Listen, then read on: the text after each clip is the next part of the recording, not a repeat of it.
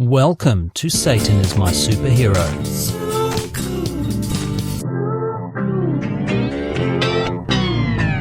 In this episode, we're going pre-Jesus. We're going to the 2nd century BCE. We're going to a Hellenistic king at his peak, at the peak of the Hellenistic period.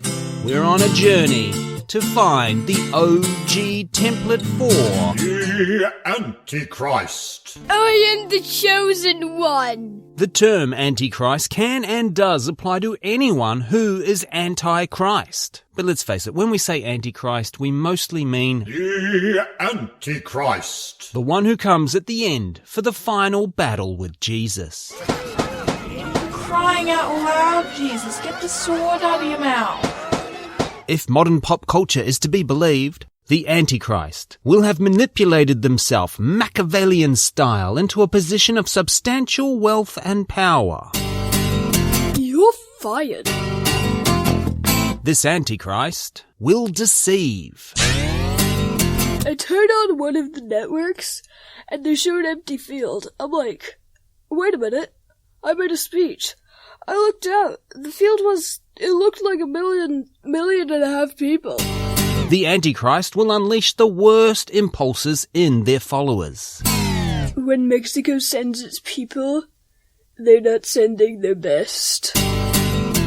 The Antichrist will want to be worshipped as a god. I am the chosen one. The Antichrist will blaspheme our gods. Jon Stewart is the most overrated joke on television. A wise guy with no talent, not smart but convinced as dopes he is, fading out fast.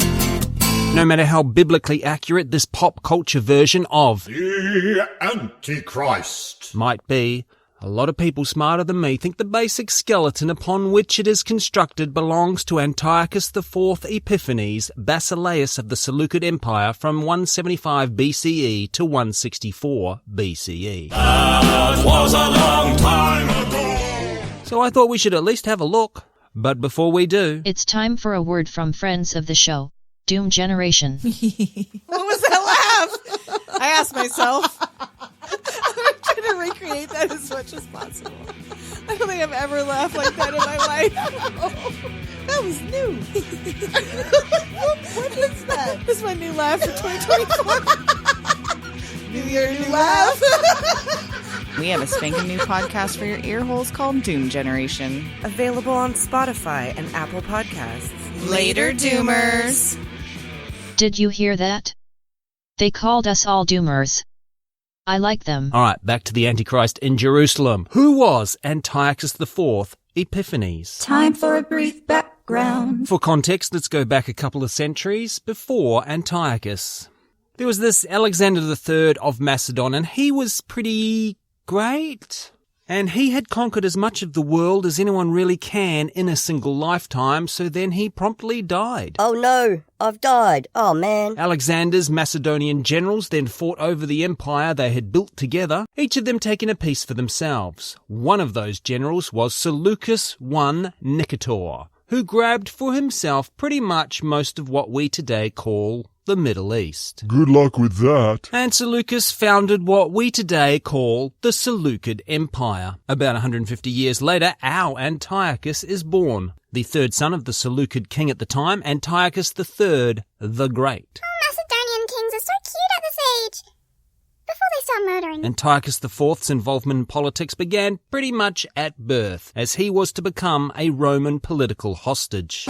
A political what now? A very common practice throughout civilization and right up until scarily recent times was for rulers to send their children off to be raised in royal households of usually more powerful rulers. The implication was that if the lesser ruler stepped out of line, the kid was toast. Hey Antiochus, they've told me I can only be king if I leave you here as a hostage. Ah, that's a real shame. I know how much you wanted to be king. Hey, Dad? Dad, where are you going? Dad? The Antichrist will have manipulated themselves Machiavellian style into a position of substantial wealth and power. Being the third son, Antiochus IV came to the throne through a lot of political backstabbing and some actual backstabbing. Ow, me back. His brother Seleucus IV Philopator had succeeded their dad to the throne as per the plan, but had got himself assassinated. Oh, Seleucus, why'd you go and get yourself killed? That was silly, wasn't it? Seleucus?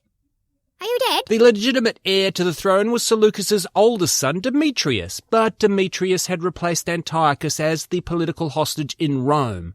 So in the ensuing chaos, Antiochus IV seized the crown and claimed the co-regency with his brother's other son, an infant, also called Antiochus. There are too many people called Antiochus in this story. Sadly, little Antiochus would mysteriously die only a couple of years later. Eat up your dinner, little Antiochus, so I can be king. So you can have dessert. It tastes weird. Don't worry about it. Now, our Antiochus actually came to the throne with a different name. Called Mithradates at birth, he took the throne name Antiochus IV and added the Epiphanes himself. The Antichrist will want to be worshipped as a god. Epiphanes means God manifest, or as the Greeks may have thought about it, Zeus incarnate. That's right, Antiochus came up with his own nickname. My friends call me Zeus incarnate. I'll just stick with Antiochus, thanks. There are differing accounts as to what kind of ruler Antiochus was, but some character traits seem to be consistent throughout the accounts. He had a penchant for drunken partying and was not afraid to mix it up downtown with the common folk. His favorite food was cheeseburgers. Whoops, nothing. I didn't say anything. Scratch that. Lose this recording. I don't want to hear this bit in the final release. I have very good lawyers, you know. I kind of invented them. Jerusalem was one of the many cities under the control of Antiochus. The king would regularly sell the position of high priest in Yahweh's temple to the highest bidder. Okay, who wants to be high priest for this god of yours? He's the only one true god. Yeah, sure, whatever. It's all real and no one thinks you're just pretending. One year he sold the position to Jason, and then another year he sold the position to a bloke called Menalaus. So Jason was out of there. See ya, wouldn't wanna be ya. Sometime around 168 BCE, a rumour went around saying Antiochus had died on campaign in Egypt. Jason took this as his cue and led a revolt chasing Menalaus out of town. Go away, Menalaus. No one wants you here. However, reports of Antiochus's death had been greatly exaggerated. I stubbed my toe, that's all. What had actually happened in Egypt was worse than death for Antiochus. He had been humiliated. His Egyptian enemy, Ptolemy VIII, had asked Rome for help. A lone Roman politician, Gaius Popillius Laenas, intercepted Antiochus on his way to Alexandria. Popillius told Antiochus to pack up his shit and leave Egypt. And Antiochus did. Antiochus, go to your room. You tell him, Popillius. Shut up, Ptolemy. On their way back to Syria, Antiochus and his army stopped off in Judea, angry and in a need of booty. No, that's for you. Many historians agree that what was happening in the Holy Land at this time was not so much a revolt against Seleucid rule, but a civil war brought about by a faction of conservative Jews fighting a group of progressive Hellenizing Jews. I'm just saying, there's more merchandising options taking things in a Greek direction. Like, for example, adding characters. Zeus has heaps of kids, so many spin-offs, so much merch. Why can't we give Yahweh a son? You know, good-looking kid with abs. So many spin-offs, so many merch. Oh.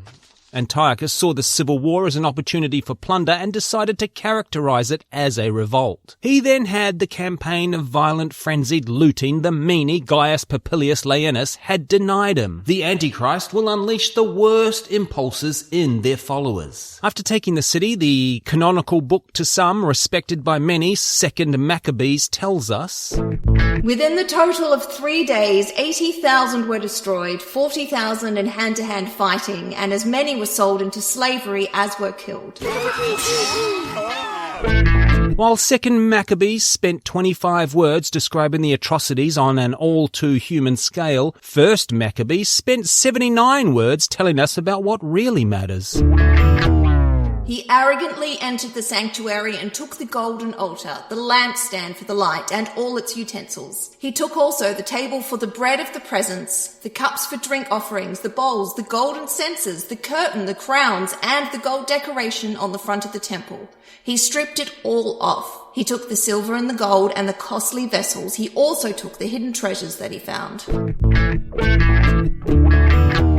Even Josephus, writing a couple of 100 years later, was still burning over the curtains. He left the temple bare, and took away the golden candlesticks, and the golden altar and table, and the altar, and did not abstain from even the veils, which were made of fine linen and scarlet. What? It was a nice curtain. There's some more back and forth, but eventually Antiochus leaves, and I'll let Maccabees fill in the rest. 2 years later, the king sent to the cities of Judah a chief collector of tribute, and he came to Jerusalem with a large force. Deceitfully he spoke peaceable words to them, and they believed him. But he suddenly fell upon the city, dealt it a severe blow, and destroyed many people of Israel. Look who's back, bitches! The Seleucids then built a citadel known as the Acra in Jerusalem and posted a permanent garrison to watch over the troublesome Judean people's front. Splitters! Then Maccabees tells us Antiochus outlawed Judaism and ordered a state-backed cult dedicated to himself. What a wanker! The king wrote to his whole kingdom that all should be one people and that all should give up their particular custom. All the nations accepted the command of the king. Many, even from Israel, gladly adopted his religion. For the most part, throughout the ancient world, the successful pagan empires left local culture, customs, traditions, and religions of conquered peoples in place and did not interfere. Antiochus went off script here. The Antichrist will blaspheme our gods. Inside or at the front door of the Holy Temple in Jerusalem, the one and only temple and actual home of Yahweh, Antiochus erected a sacrificial altar to one of his gods. We can pretty safely assume Zeus. Antiochus, don't pretend to worship your made-up god here. This is where we pretend to worship our made-up god. According to Greek historian Diodorus, writing 100 years later, Antiochus killed swine inside the temple, sprinkled swine blood all over the temple, and any Jewish holy texts he could find. He made the high priest and other Judean elites eat pork. I don't know if Antiochus was wrong on this one. I've always said bans on bacon should be treated as human rights abuses. Too soon? Antiochus put out the eternal lamp that you may be able to guess from its name is a lamp in the synagogue that was, never extinguished. I just wanted to see what would happen if I blew on it. According to First Maccabees, he ordered the Israelites to leave their sons uncircumcised. Not the worst thing that can happen here. Now, this order allegedly led to a number of Jewish men going through what is known as foreskin restoration. TTs, please. From Wikipedia, foreskin restoration is the process of expanding the skin on the penis to reconstruct an organ similar to the foreskin, which has been removed by circumcision or injury. Foreskin restoration is primarily accomplished by stretching the residual skin of the penis. The remaining penile skin is pulled forward over the glands, and tension is maintained either manually or through the aid of a foreskin restoration device. I now have foreskin restoration device in my search history, and I gotta tell you, I've been getting some interesting pop-ups. Do you ever feel like something's missing? Something you used to have? I've missed my foreskin. Do you wish you could have it back? Only every goddamn day. Well, now you can, thanks to the innovative engineers of Stretch It. But do foreskin restoration devices really work? Just listen to these satisfied customers and their partners. The winters are much warmer now. I've got a hoodie. Have to stare directly into its face. Call 555-STRETCH-IT for a free quote today. Disclaimer guy would like to acknowledge procedure will not noticeably increase functional length of erect penis. But it can't hurt, right? As funny as I think foreskin restoration is in the leafy suburbs of Sydney today, it was no laughing matter for the Israelites in the 2nd century BCE. According to First Maccabees propaganda, women whose infants were found to be circumcised could expect to have that baby executed and hung around their neck. What are we doing today? Dad wants us to write a sketch about anything we want. Oh, that's awesome. I've got so many ideas. Yeah, but there's just one condition. No dead babies. Dead babies? Yep. Oh. I can only think of dead babies now. Me too. So on that positive note, we get to the Book of Daniel. The Book of Daniel heavily influences the imagery and concepts in Revelation. The Book of Daniel claims to be written sometime in the 6th century BCE. That's bullshit.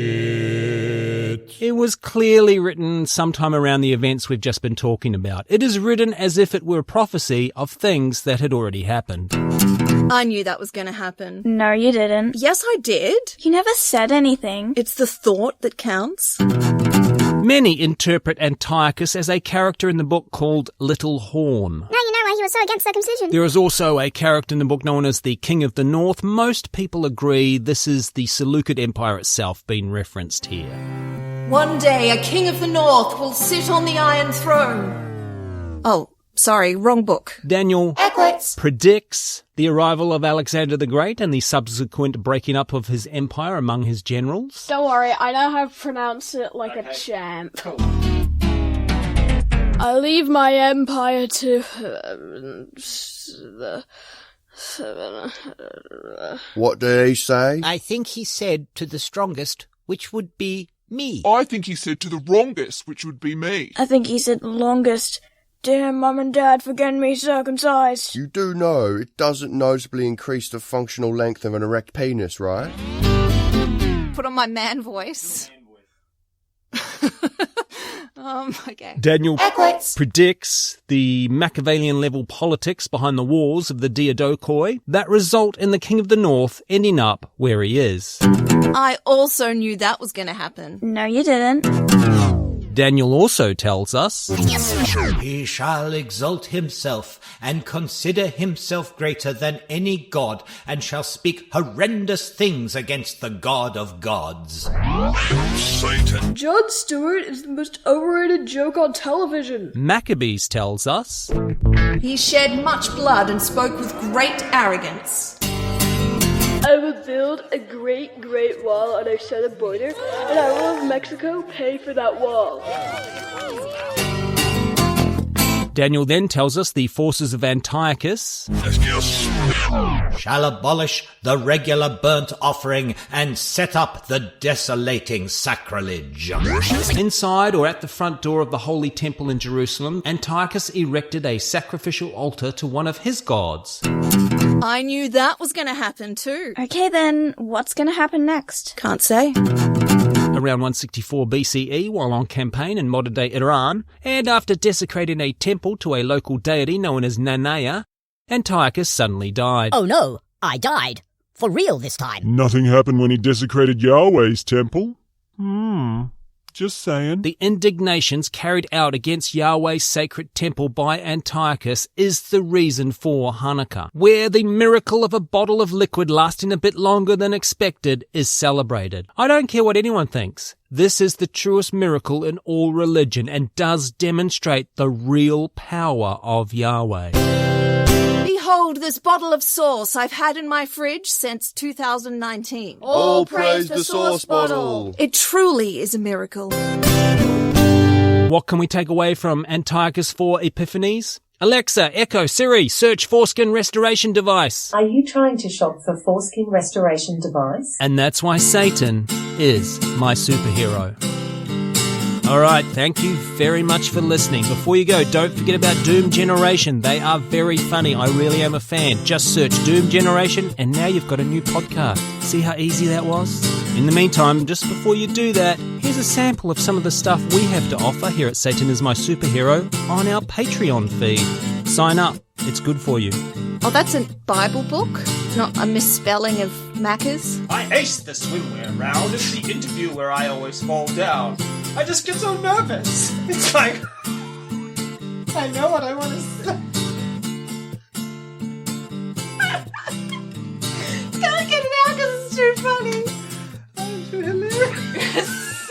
I'll do it.